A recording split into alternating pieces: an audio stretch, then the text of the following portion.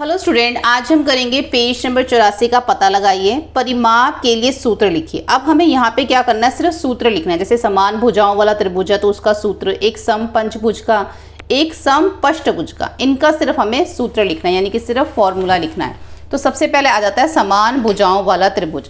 जो समान भुजाओं वाला त्रिभुज होता है उसकी जो तीनों भुजाएं होती हैं वो क्या होती हैं, एक समान होती हैं।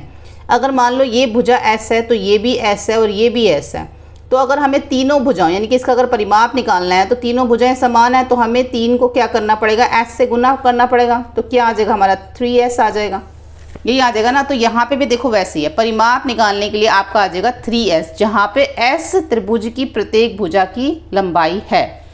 ऐसे ही जब सम पंचभुज की बात करेंगे तो उसमें 5 भुजाएं होती हैं, तब मैंने यहाँ पे t ले लिया। 5 भुजाएं और पाँचों भुजाएं उसकी बराबर होती हैं। अगर एक भुजा t है तो पांचों भुजाएं क्या होंगी, t होंगी। तो परिमाप क्या हो गया 5t, जहाँ पर t पंचभुजा की प्रत्येक भुजा की लंबाई है। अब यहाँ पे t की जगह आप कुछ भी ले सकते हो, ज़रूरी नहीं आपको t लेना है। और जब हम सम एक पष्टभुज की बात करते हैं जिसमें 6 भुजाएं होती हैं, तो यहाँ पर मैंने जो है उसकी जगह पे क्या ले लिया, x ले लिया। आप x ले सकते हो, y ले सकते हो, a ले सकते हो। तो यहाँ पे 6 भुजाएं होती हैं और 6 की 6 भुजाएं क्या होती हैं, समान होती हैं। तो इसलिए क्या हो गया 6x हो गया, ठीक है, जहाँ पर x पष्टभुज की प्रत्येक भुजा की लंबाई है। समझ में आ गया। सिर्फ आपको इसमें क्या करना है, सिर्फ सूत्र लिखना है और कुछ भी नहीं करना। दूसरा प्रश्न हमारा आ जाता है कि मुनि रत्न के पास 20 मीटर लंबा पाइप है, यद्यपि उसे उसके बगीचे के लिए एक अधिक लंबे पानी के पाइप की आवश्यकता है। वह इसमें कुछ और लंबाई का एक अन्य पाइप जोड़ता है। पाइप की कुल लंबाई के लिए व्यंजक दीजिए। अन्य पाइप की लंबाई को मीटर में दर्शाने के लिए अक्षर संख्या k का प्रयोग कीजिए। बहुत ही आसान है। देखो यहाँ पे मुनि रत्नम है, उसके पास एक पाइप है, उस पाइप की जो लंबाई है वो क्या है, 20 मीटर है। अब उसको क्या करना है, उसके बगीचे के लिए अधिक लंबे पानी की पाइप की आवश्यकता है, यानी कि 20 मीटर से भी लंबा उसको एक पाइप चाहिए। तो वो क्या करेगा, इसके साथ एक और पाइप जोड़ देगा ताकि पाइप लंबा हो जाए। तो जो उसने इसके साथ पाइप जोड़ा ना, उस पाइप की जो लंबाई है वो यहाँ पर उसके लिए हम k लेंगे। जो पाइप, जैसे कि मान लो ये उसके पास पाइप पहले से था जो कि 20 मीटर है, ठीक है। अब उसने इसके साथ इतना पाइप और जोड़ दिया, यानी कि यहाँ से लेके यहाँ तक। अब इसकी जो लंबाई है ना वो k है। तो बताओ पूरे का पूरा जो पाइप है उसकी लंबाई क्या होगी।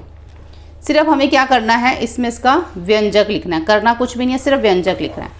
तो क्या करोगे, पहले पाइप की प्रारंभिक लंबाई लिख दो 20 मीटर, फिर जोड़े गए पाइप की लंबाई लिख दो। हमने जोड़े गए पाइप को यहाँ पे क्या ले लिया, x मीटर ले लिया, ठीक है। लेकिन यहाँ पे क्या कहा गया कि अन्य पाइप की लंबाई को मीटर दर्शाने के लिए यहाँ पर हमें k लेना है, ठीक है, x नहीं लेना, हमें k लेना है। तो यहाँ पर हम k लिखेंगे, x नहीं लिखेंगे क्योंकि हमें प्रश्न में दे रखा है। तो व्यंजक क्या बनेगा, जो 20 मीटर पाइप थी उसके अंदर आप जो k मीटर पाइप है दोनों को जोड़ दोगे ना, तो 20 जमा यहाँ पर हो जाएगा k। तो ये जो है इसका व्यंजक बनेगा। बस इतना ही इसमें करना है, सिर्फ व्यंजक ही इसमें बनाना था। प्रश्न 3 देखो, यदि कृतिका के पास 100 रुपये, 20 रुपये और 5 रुपये के निम्नलिखित संख्या के नोट हैं तो बताइए उसके पास कुल कितने रुपए हैं। दी गई सारणी पूर्ण कीजिए। जैसे कि उसके पास 100 रुपये के नोट 3 हैं, 20 रुपये के 5 हैं, 5 रुपये के 6 नोट हैं। तो व्यंजक और कुल राशि बताइए। तो यहाँ पर क्या होगा कि अगर 3 रुपये के अगर 100 रुपये के 3 नोट हैं तो आप क्या करोगे, 3 को 100 से गुणा कर दोगे। उसके बाद जमा 20 रुपये के 5 नोट हैं तो 20 को 5 से गुणा कर दोगे। 5 रुपये के 6 नोट हैं तो 5 को 6 से गुणा कर दोगे। तो यहाँ पे क्या हो गया 300 जमा यहाँ पे हो गया 100 जमा यहाँ पर हो गया 30। तो कितना बन गया 300 400 430, ठीक है। अब यहाँ का लिखना है। अब यहाँ पे लिखा है कि 100 रुपये के यहाँ पे 6 नोट हैं, 20 रुपये के 4 नोट हैं, 5 रुपये के 3 नोट हैं।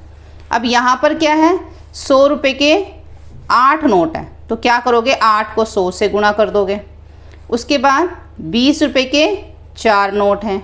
उसके बाद Z कि कितने हैं, 5 सिक्के हैं, 5 रुपये के Z सिक्के हैं। तो यहाँ पे Z को 5 से गुणा कर दोगे तो 800, इसको करोगे 4 दूनी 8 80, और यहाँ पर आ जाएगा इन दोनों को गुणा करोगे तो 5Z या 5Z।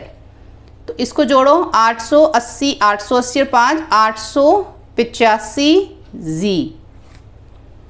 उसके बाद एक्स वाई और जी। तो यहाँ पर हो गया 100 के कितने हैं एक्स, तो एक्स गुणा 100 हो गया। उसके बाद 20 के वाई, तो 20 गुणा वाई हो गया। उसके बाद 5 जी, तो यहाँ पे जी गुणा 5 हो गया। तो कितना आ गया 100 एक्स 20 वाई और 5 जी। ठीक है, अब ये तो जुड़ नहीं सकते क्योंकि एक एक्स एक वाई एक जी है। समझ में आ गया। अब देखो दूसरे यहाँ पे फोर्थ क्वेश्चन क्या है। वेंकट लक्ष्मी की एक आटा चक्की है। रोलर मिल को शुरू होने से 10 सेकंड लगते हैं। एक बार शुरू हो जाने पर अनाज के प्रत्येक किलोग्राम को आटे के रूप में पीसने में 8 सेकंड लगते हैं। यह मानते हुए कि प्रारंभ में मशीन बंद थी, नीचे दिए गए व्यंजकों में से कौन सा व्यंजक y किलोग्राम अनाज को पूर्णतः पीसने में लगने वाले समय को दर्शाता है। अब लगने वाला समय क्या है, जो पहले 10 सेकंड मशीन को तो शुरू होने में लग गए, फिर जब वो शुरू हो गई तो हर 1 किलोग्राम का आटा उसने 8 सेकंड में क्या करा, उसको पीसा, तो 10 और 8 हो गए। उसके बाद नीचे दे, अब उसके बाद क्या लगते हैं, यह मानते हुए प्रारंभ में मशीन बंद थी, नीचे दिए गए व्यंजकों में से कौन सा व्यंजक y किलोग्राम अनाज को, अब जैसे कि y किलोग्राम अनाज है, यहाँ पे कितने किलोग्राम है, 1 किलोग्राम को 8 सेकंड लगते हैं, तो y किलोग्राम को कितने लगेंगे यहाँ पे। तो जो मशीन को शुरू होने का टाइम है वो तो वही रहेगा ना 10 सेकंड। आप चाहे y किलोग्राम आटा पीसो, चाहे 100 किलोग्राम पीसो, चाहे 10 किलोग्राम पीसो, जो शुरू का टाइम है वो तो 10 सेकंड है। मशीन को शुरू होने में वो टाइम लगता ही है। और 1 किलोग्राम को 8 सेकंड भी लगते हैं, ये भी नहीं बदल सकता। तो y किलोग्राम को कितने लगेंगे, तो 10 जमा 8 गुणा y हो जाएगा। तो इसका जो है वो b होगा, 10 जमा 8 गुणा y हो जाएगा। यानी कि 10 वो समय जो मशीन शुरू ही, 8 1 किलोग्राम का, और जितने भी किलोग्राम अब आपको पिसाना है वो उसको आपको इससे गुणा करना पड़ेगा। अगर आपको लिखना है तो उसको ऐसे लिख सकते हो, ये जो b वाला है सही है, 10 जमा 8 ब्रैकेट गुणा y। तो मशीन को चालू करने में लगने वाला समय 10 सेकंड हो गया। उसके बाद मशीन को पीसने में लगने वाला समय 8 सेकंड हो गया। उसके बाद अनाज की मात्रा क्या है, y किलोग्राम, तो 10 जमा 8 गुणा y हो गया। अब प्रश्न 5 देखो, अपनी पसंद के अक्षर का उपयोग करके बीज गणितज्ञ व्यंजक लिखिए। अब हमें यहाँ पे बीज गणितज्ञ व्यंजन लिखने हैं। हमें क्या करना, अपनी पसंद का कोई भी अक्षर ले लेना है। यहाँ पे लिखा है कि एक संख्या से 5 अधिक, कोई भी एक संख्या उससे 5 अधिक। अब हम उस संख्या को x मान लेते हैं। आप कोई भी अक्षर ले सकते हो, कोई, जैसे क्या लिखा है, एक संख्या, वो एक संख्या मैंने x मान ली, उससे 5 अधिक। ठीक है, ये हमारा क्या बन गया, व्यंजक बन गया। उसके बाद है एक संख्या से 4 कम, तो मैं यहाँ पे y ले लेती हूँ, -4 कर देती हूँ, तो एक संख्या से क्या हो गया, 4 कम हो गया। एक संख्या के 13 गुना से 2 कम, तो एक संख्या ले लो आप कोई भी, जैसे कि मान लो मैं यहाँ पे एक संख्या, मैं यहाँ पे m ले लेती हूँ। m का मैं पहले कर देती हूँ 13 गुना, उसमें से 2 कम, तो 2 कम के लिए क्या करना पड़ेगा मुझे, उसमें -2 करना पड़ेगा। ठीक है, तो क्या बन जाएगा, 13m - 2।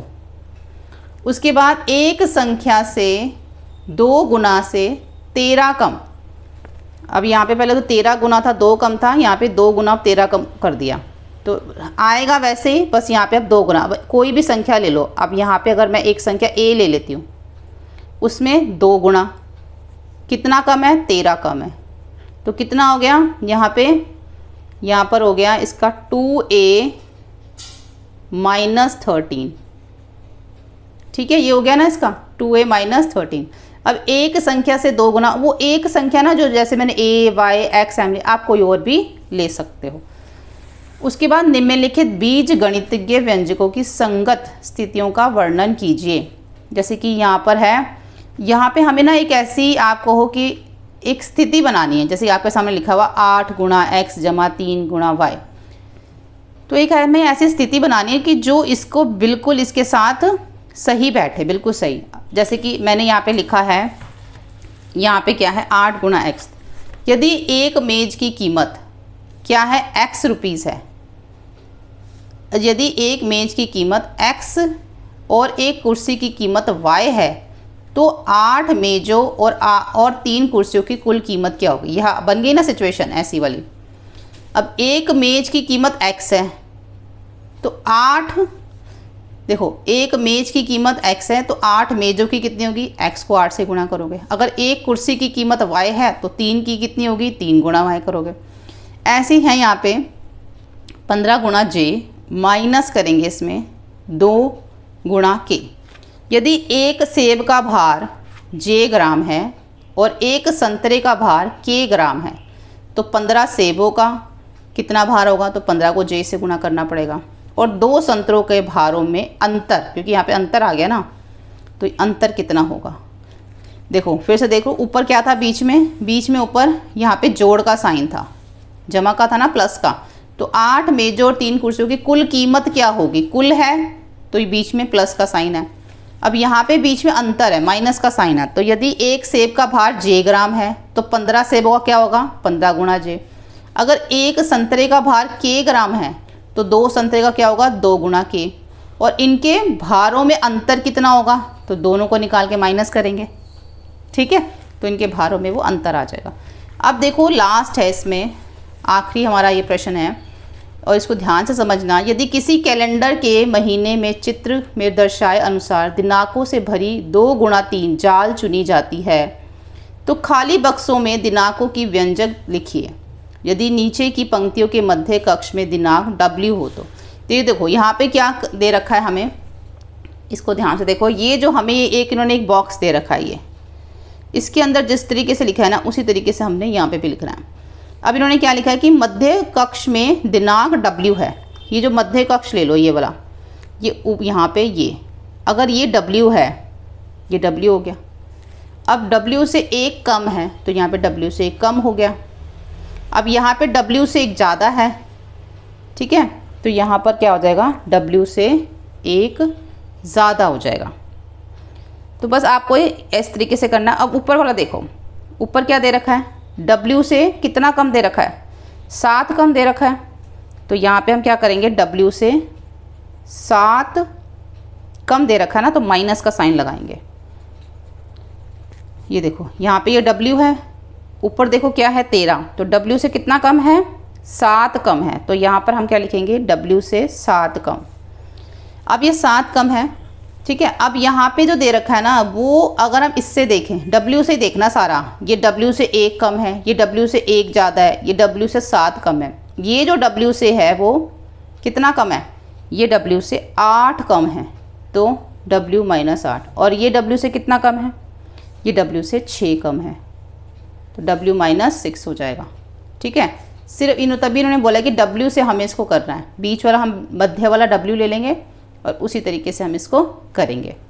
अब देखो ये इस तरीके से दे रखा था तो हमने नीचे वाला लिया, हम ऊपर वाला नहीं ले सकते थे ना, क्योंकि ऊपर हमें जिस तरीके, ये जो ऊपर वाला है ये हमें यहाँ पे लिखना है, नीचे वाले में इन्होंने W हमें दे दिया था, ठीक है, ठीक है। तो यहाँ पर हमारा जो पेज नंबर 84 है उसका पता लगाइए, पूरा हो जाता है। अगली वीडियो में जो हमारा आगे का भाग है वो करेंगे, लिंक आपको जो डिस्क्रिप्शन बॉक्स में दे रखा है। वीडियो हेल्पफुल लगे तो प्लीज़ लाइक शेयर सब्सक्राइब करें। Thank you.